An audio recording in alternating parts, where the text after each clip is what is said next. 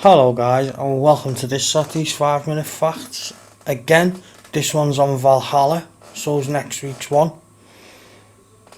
So let's get started on things they got wrong about Vikings in Valhalla.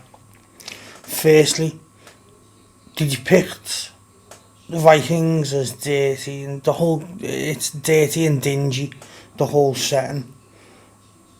And let's face it, that's what most people think of when they think of Vikings or anyone from around that time period, as unclean, not very well kept, that sort of thing. But the Vikings weren't just well groomed, they were flat out pioneers in hygiene and grooming and cosmetics and stuff. They found combs, tweezers, nail scissors, ear cleaning devices, all from Viking sites.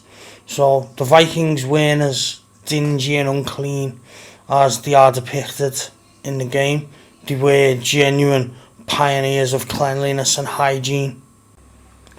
And then we'll move on to one thing to get wrong that most people won't like, and that is tattoos.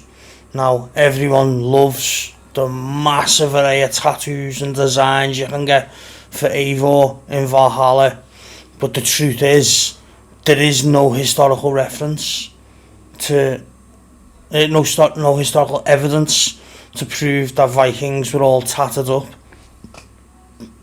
There's only slight reference to them, and that's for occasions.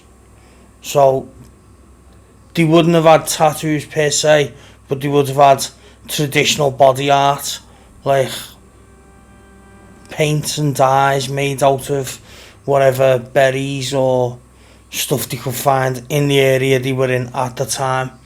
It wouldn't have been full-on tattoos like you get in the game. It would have just been traditional body art, body paint, and it would have been for special occasions.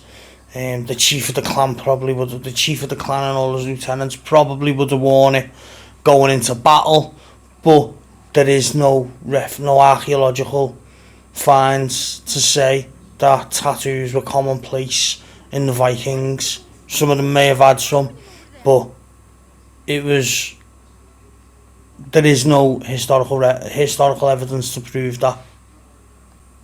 And the next one sort of follows on from last Saturday's 5 minute facts about Eivor being canonically female, and that is, there were Viking warriors who were women. It just wasn't as much as the game depicts. The gender roles were a bit more fluent back then, and by that I mean women were allowed to be warriors. But it wasn't to the extent that you see it in Assassin's Creed Valhalla. Men still ran the house, and women were still expected to tend to the house and the children. But some women were warriors in the Vikings. And then the last fact I've got for you today goes back to when the trailer first come out for Assassin's Creed Valhalla.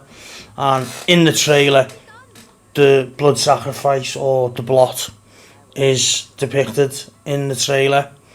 So everyone thought they were going to get blood sacrifices, they were going to see all that true stuff for Valhalla. Whereas in reality, it was only vaguely referenced to through the majority of the game. I think you get 1 or 2 references to the blot or the blood sacrifice through the whole game. The Vikings did do blood sacrifices. Sometimes it was human sacrifice, sometimes it was animal sacrifice. And they did believe that it would make them stronger.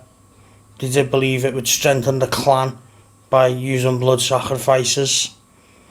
They didn't believe it would make their children giants. I think that was just a one-off. And then it turned into a myth. But they did have blood sacrifices in the Viking time. Anyway, that's this Saturday's 5 minutes facts. I hope you've enjoyed it. If you have, like, comment, subscribe, all that good stuff. I've been CJ, and I'll catch you in a bit.